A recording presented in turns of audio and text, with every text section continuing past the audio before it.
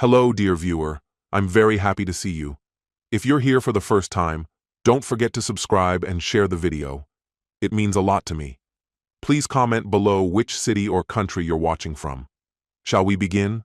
My name is Miles, and I've always put my faith in perseverance. It's how I was raised. Put your head down, grind through the hard times, and eventually, life will reward you. That belief shaped the foundation of who I became. Ava and I had been married for 3 years. We were still learning how to navigate the rhythms of married life, the subtle give and take that comes with sharing your world with someone else. I adored her. There was never a moment of doubt. More than anything, I wanted to give her the life she deserved. That desire fueled my relentless work ethic. I threw myself into my career, giving up weekends, cutting into rest, skipping social gatherings, all in the hope that, through sacrifice, everything else would fall into place. My mornings began before sunrise, a quiet kiss on her forehead before I stepped out into the dark. By the time I returned home each evening, I was running on fumes, just enough left in me to eat, shower, and collapse into bed. It hurt knowing I had so little energy to offer her, but I convinced myself she understood. I believed she saw my efforts for what they were, for us. When I had the chance, I tried to show it, planning surprise weekends, cooking her favorite meals, giving gifts just because. I wasn't perfect, but I gave her everything I had left to give. But something started to shift. Slowly, almost imperceptibly at first, Ava began to feel more distant. I chalked it up to fatigue or maybe the monotony of our routine. I didn't ask too many questions. I figured if I just kept showing up, kept proving I cared, things would eventually return to normal. I couldn't have been more mistaken. One evening, I managed to get home earlier than usual. When I walked in, she was curled up on the couch, eyes fixed on her phone. "Hey," I greeted her, setting my bag down. "How was your day?" She barely looked up. "It was fine." That kind of response had become common, short, cold, void of affection. I sat beside her and gently asked, "Is everything all right?" She placed her phone on the armrest and replied, "Just tired." I didn't push, but I noticed how often she was glued to her screen, smiling at messages, quickly locking it when I walked in. One night, I asked casually, trying not to sound suspicious, "Who've you been texting so much lately?" There was a slight pause. "Just someone I used to know," she said. The words didn't sit well, but I nodded. "Yeah? Who?" She sighed, clearly irritated. "Her name's Megan. You don't know her." I let it go, even though my gut twisted tighter. That Friday, I wanted to do something meaningful. I clocked out early, stopped at the market, and picked up everything I needed to cook her favorite meal. Steak, mashed potatoes with garlic and cream, and tiramisu to top it off. When she walked in, the lights were dimmed, candles flickering on the table, soft music humming in the background. "What's all this?"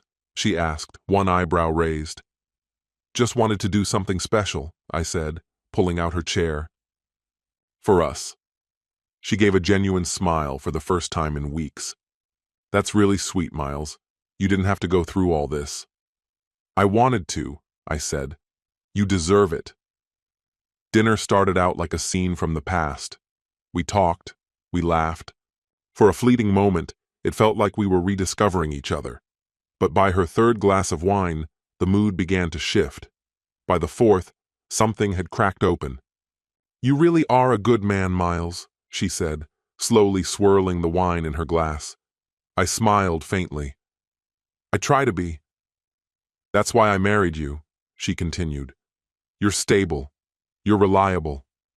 The way she said it made my stomach tighten. "You're not thrilling," she added, "but you're safe." My fork froze mid-air.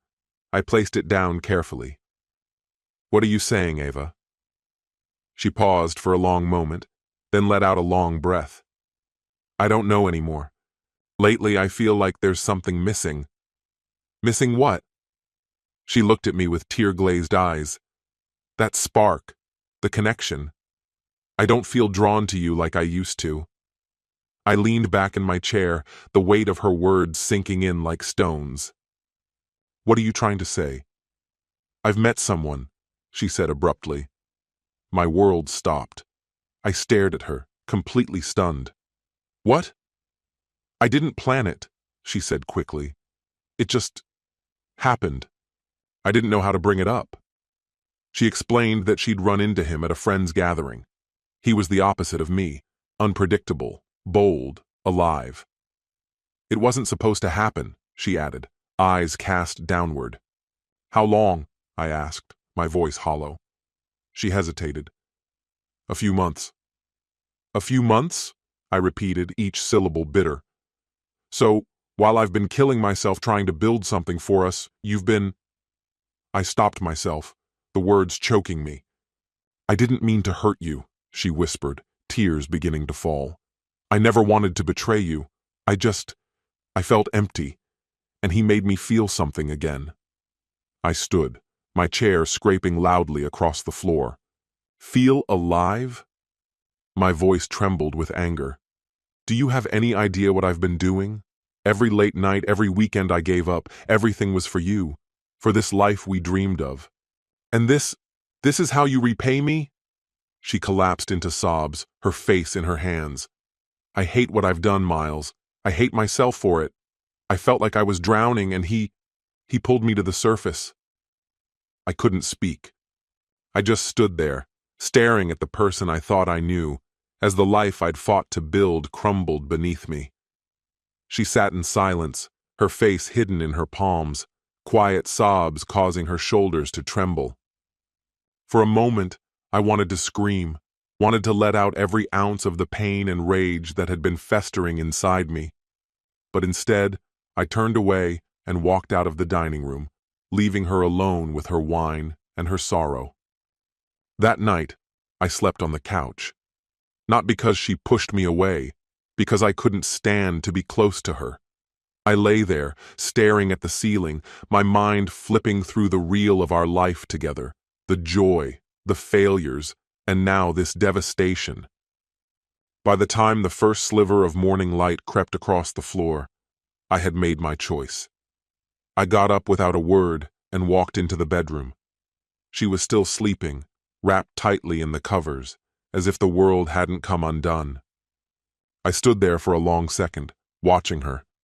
Part of me wanted to shake her awake, to scream my anguish into the quiet room.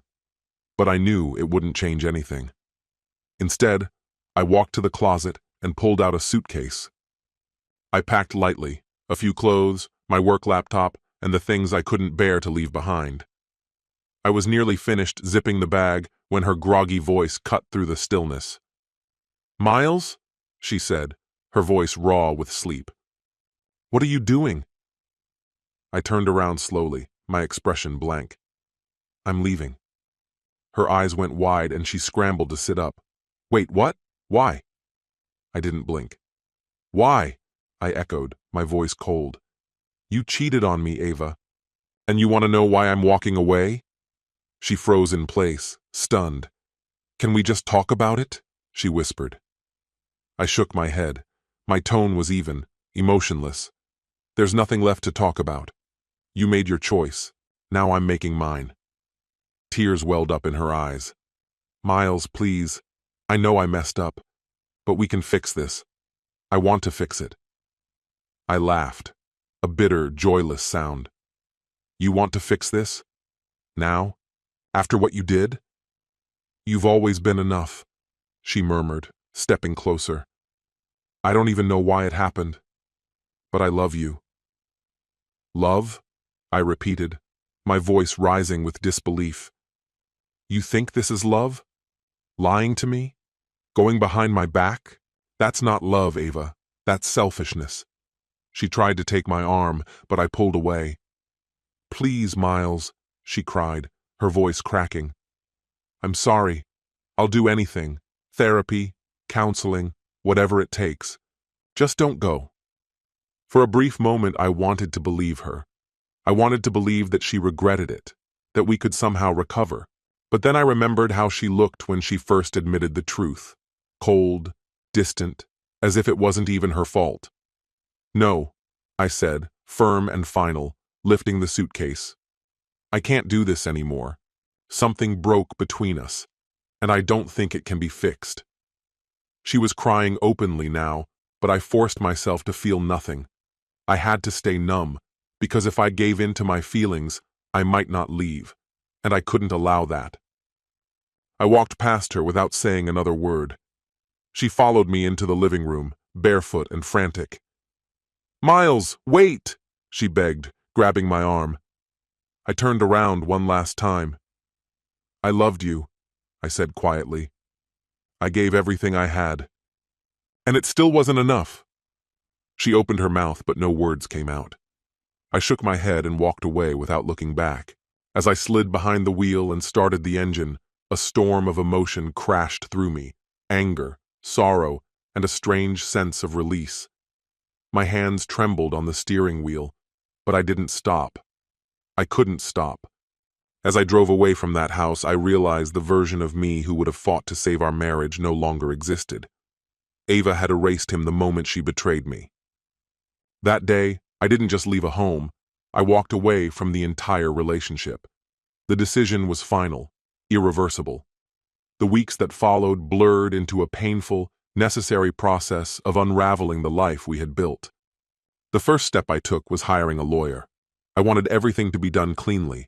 No messy arguments, no drawn-out fights, just closure. The hardest part was severing the last few ties. I closed our shared bank accounts and opened new ones in my name. I canceled joint credit cards, transferred the utility bills to her. Every task felt like cutting through the fabric of our past, precise, painful, and irreversible. But I had to keep moving forward. During that time, Ava tried to reach out. She left messages, some filled with desperation, others laced with anger. "Miles, please, just call me. We can work this out. Don't you even care?" One night she sent a long email. I opened it, read the first few lines, and closed it. It wasn't that I didn't care, I cared too much. That's exactly why I couldn't let her voice echo in my head any longer. The divorce went through quicker than I anticipated. We reached a quiet agreement. She kept the house and received a modest settlement. I didn't contest anything. That place was just bricks and drywall now, its meaning hollowed out. She could have it. When I signed the final papers, I sat in my car for a long time, just staring at the dashboard before turning the ignition. It was over. Official. Permanent. And instead of feeling liberated, I just felt empty. Even after everything was finalized, she kept reaching out, at least for a little while. Her messages didn't stop right away. Some were heartfelt apologies. Others blamed me for giving up too soon. "You never really cared, did you?" That was one of the last things she wrote to me. "You left like I meant nothing." I never replied. What was there to say? The truth, that she had meant everything to me, was exactly the reason I had to go.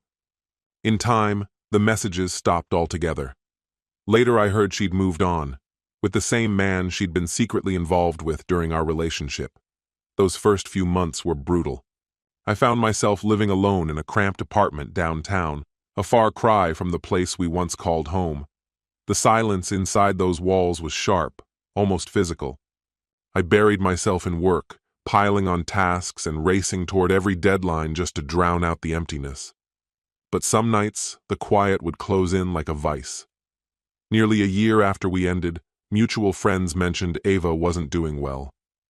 Apparently, the man she left me for had ended things after just a few months. She had squandered most of the settlement money and was barely hanging on to the house. Every attempt she made to start over seemed to unravel. The crowd of supporters who once rallied behind her began to disappear. In the end, she was alone. Meanwhile, I had begun the slow, painful process of piecing my life back together. Work started to flourish. I got promoted and began traveling for business. Eventually, someone new came into my life. Her name was Sophie, kind, steady, and full of grace. One quiet afternoon, I was sitting in my apartment with a book when the doorbell rang. I answered it and found Ava standing there. She looked older, tired and frayed at the edges, but her eyes still held that same expectation, like she believed I'd let her back in without hesitation. "Miles," she said softly. I kept my expression neutral. "Why are you here?" "I needed to see you," she said, her voice trembling. I made a huge mistake." I inhaled slowly, steadying myself. "Eva, we've already done this. It's over." "I know," she said, eyes welling up. "But I can't stop thinking about what I lost, what I did to you. I was blind. I threw away the best part of my life." I looked at her, heart tightening with a strange blend of pity and anger. "You're right," I told her. "You did." She moved a step closer, pleading. "Please, can't we try again?" I shook my head. My voice didn't waver. "You chose your path. Now you have to live with it."